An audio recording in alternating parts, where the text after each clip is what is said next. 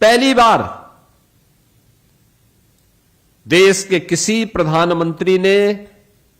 देश के किसी यशस्वी नेता ने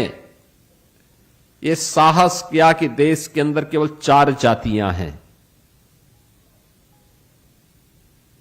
और उन्होंने कहा ये 4 जातियां एक गरीब की है, एक आधी आबादी महिलाओं की है, एक युवा की है, एक अन्नदाता किसान की है। आपने देखा होगा इन चारों को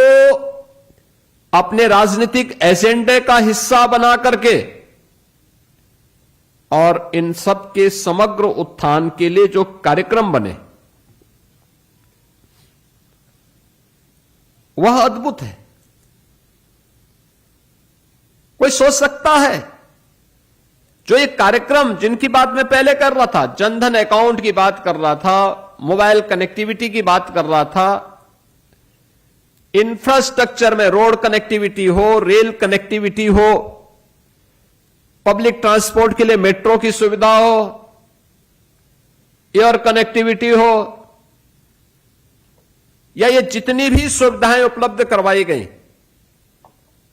इन सब के साथ एक गरीब के जीवन में परिवर्तन करने के लिए क्या चाहिए, कैसे उसका सस्टेनेबल विकास हो सके, केवल रेवड़ी संस्कृति नहीं, एक सस्टेनेबल विकास का मॉडल जिससे उसके जीवन स्तर में वो जीवन भर गरीब न रहे बल्कि उसके जीवन स्तर में परिवर्तन हो।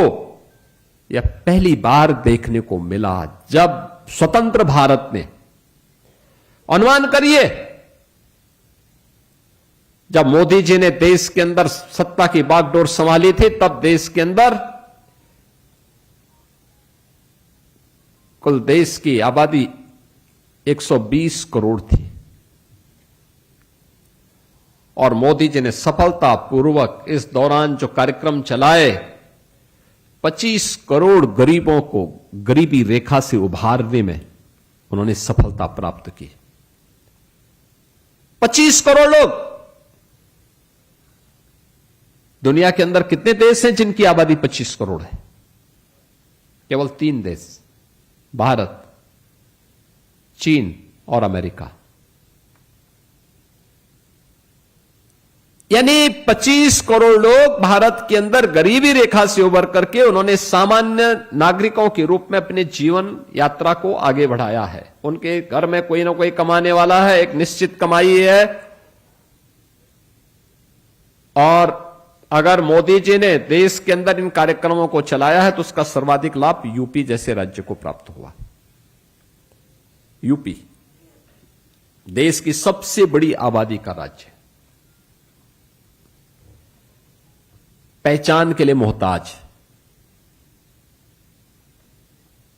जिस राज्य में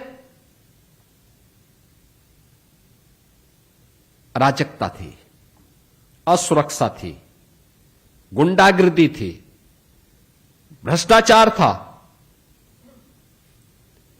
जिस राज्य के नौजवान के लिए राज्य में तो नौकरी और रोजगार नहीं था लेकिन राज्य के बाहर भी पहचान का मोहताज होकर के इन सब चीजों से वंचित होना पड़ता था, उस राज्य ने भी प्रधानमंत्री मोदी जी के इस विजन का लाभ उठाया। अगर केंद्र ने देश के अंदर